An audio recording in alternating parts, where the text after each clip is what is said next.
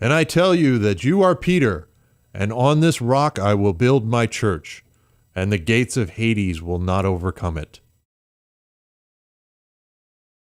I loved reading the Bible, and as a lad, I spent many hours studying the Bible. I was prized for being able to quote an entire chapter. At the time, we were members of the Baptist congregation, which met in the Siebert Schoolhouse. In 1871, a Christian church was being built in the township of Marine. My family helped build this new church, and my job was to haul stones for the foundation from the sailing quarry that was a couple of miles away. My whole family attended this church, and in 1872, when I was 18, I united with a Christian church at Marine under the ministry of Frank Talmadge, the pastor of the church.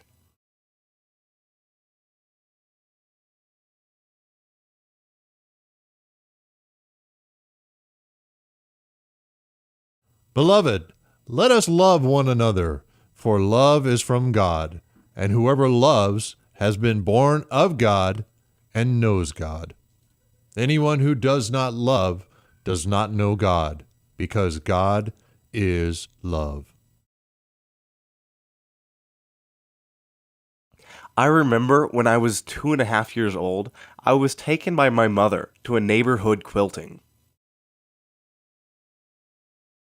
A neighbor, Sarah Catherine Crandall Thornburg, was there with her 6-month-old daughter, Mary Rowena. My mother, she sat me down upon a pallet next to Mary. I then proceeded to bite Mary's big toe. Several years later, after we had become married, I told her, I branded you as my own at the age of 6 months. Mary Rowena Thornburg was part German, as you can see by her name. Her grandparents had come to this country straight from Germany. When Mary was 10 years old, her parents, William O. and Sarah Crandall Thornburg, moved to Patterson, Missouri. But at the age of 17, Mary returned to Illinois to stay with her grandma Crandall.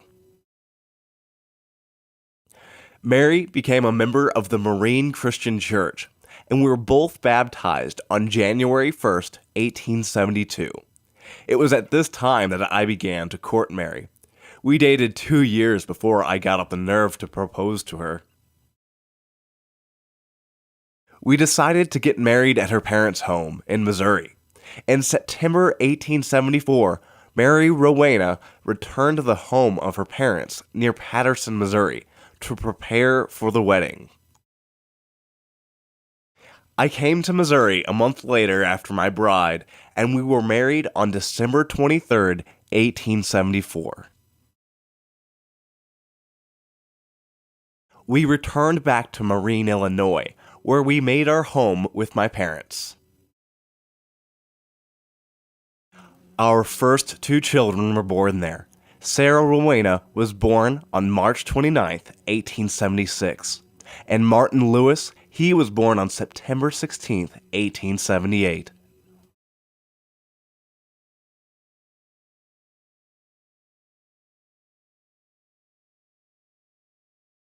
He who dwells in the shelter of the Most High will rest in the shadow of the Almighty. My brother-in-law, Almarian Redford, who was a cooper by trade, made wooden items like barrels and buckets. He was helping my older brother Martin Davis build a barn for our father. The barn was built from logs that were hand-sawn into lumber that we had gotten from our own land. While shaping and preparing a tree for support in the barn, my brother Martin badly injured himself. He developed an infection deep inside his body, which became rather dangerous. We tried home remedies because there was no hospitals, but nothing seemed to work. He died just a few days later on March 5th, 1877. The doctor said he died of gangrene. Like my sister, Jane Lena, he was just 26 years old. He had been married for only 4 years to his wife, Lucinda, and they had only one child, named Mary, that was only 5 months old. The barn did eventually get finished, and it was used until 1904 when that big old barn burned to the ground.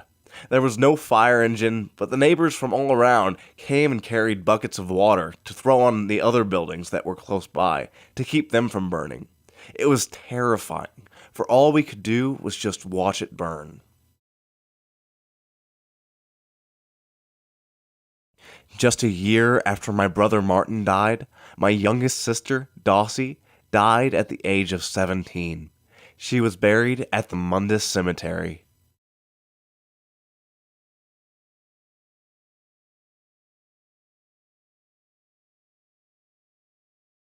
When times are good, be happy.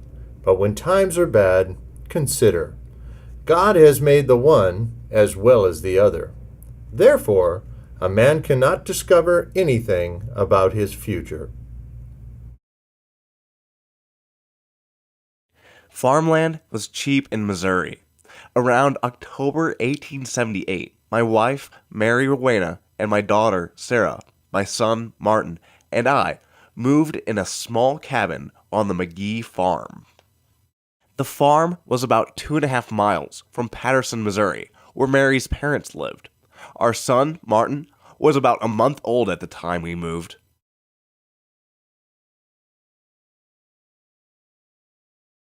Although I had experienced the death of my brothers and sisters in my lifetime, it was very hard on Mary and I when we lost our own son. Martin Lewis was just 10 months old when he died. He was buried at the McGee-Hickson Cemetery.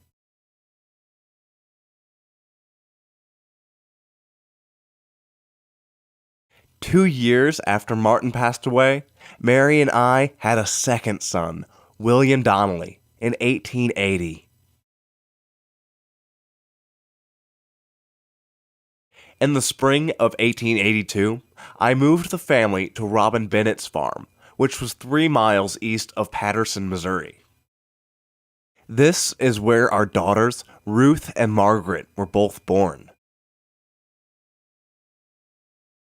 In the summer of 1885, my father, Martin, came and visited us. At the age of 73, he was nearly blind and very feeble. On September 29th, 1885, Martin died at his home that he had built in Marine, Illinois.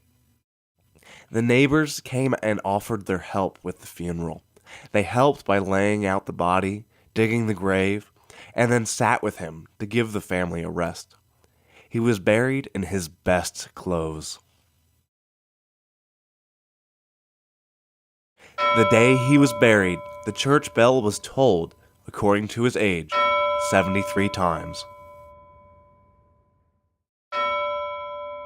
He was buried at the Mundus Cemetery, down the road from the house, alongside 4 of his daughters and his son Martin.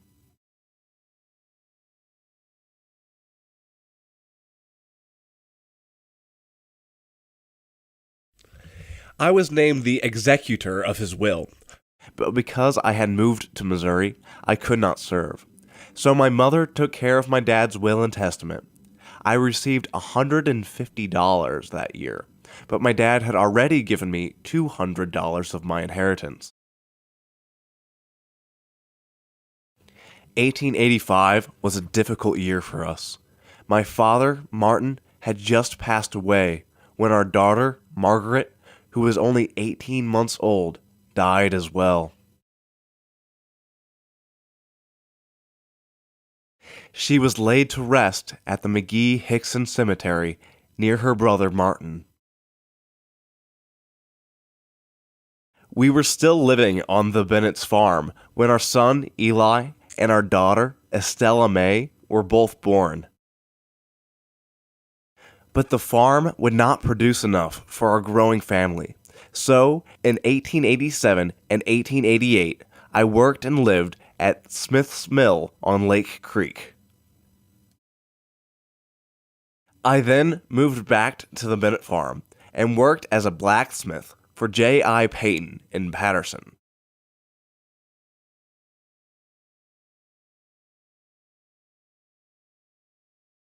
God is not unjust. He will not forget your work and the love you have shown him as you have helped his people and continue to help them.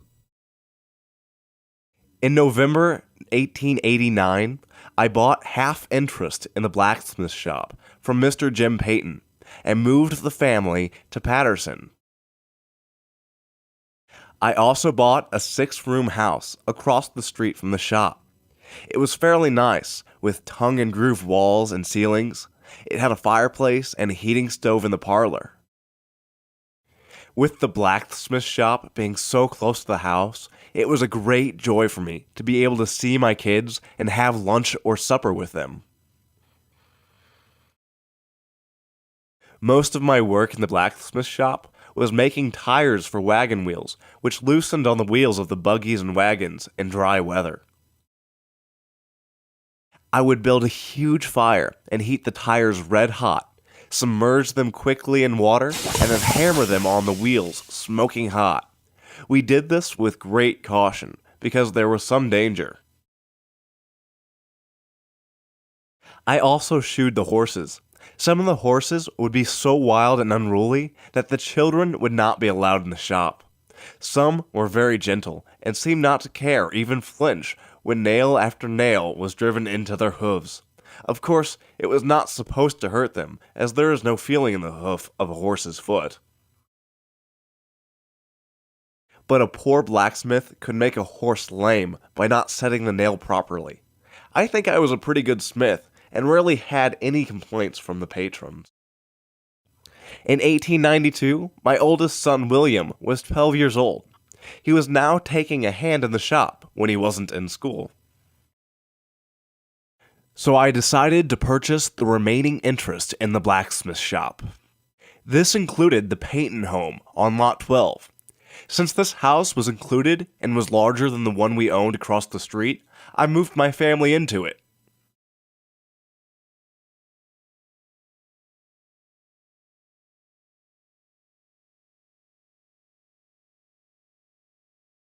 How great are his miracles, and how mighty his wonders! His kingdom is an eternal kingdom, and his dominion is from generation to generation.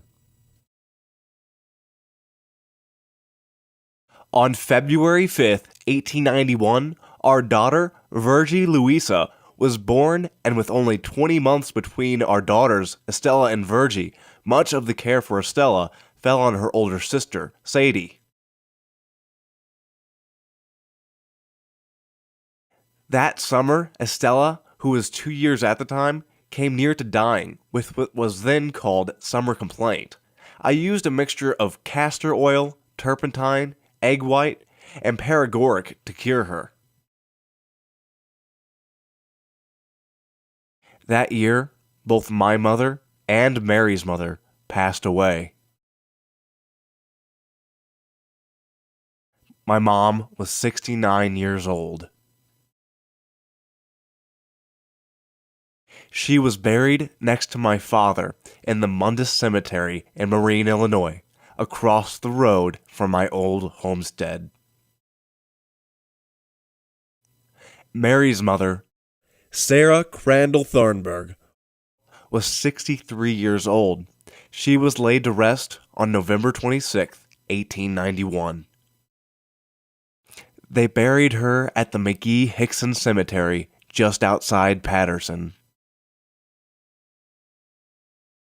My youngest sister, Lila, died August 29, 1892, of typhoid fever. She was just 28 years old. She had been married to a man named Irwin Olive, who was a widower and had 3 children from his previous marriage. Lila and Irwin had no children of their own. My oldest sister, Elma Ann, also died that year of typhoid fever at the age of 51. Elma's burial was at the Mundus Cemetery in Marine, Illinois, beside her sisters Mary and Louisa. It wasn't but 10 months later, my sister Naomi died at the age of 46. She left behind her beloved husband, Ash Bacon. She was buried here in Patterson at the Roland Woods Cemetery.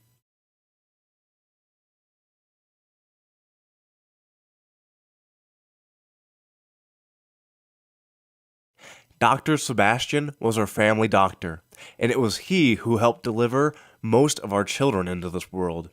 On June 14th, 1893, our seventh child was born.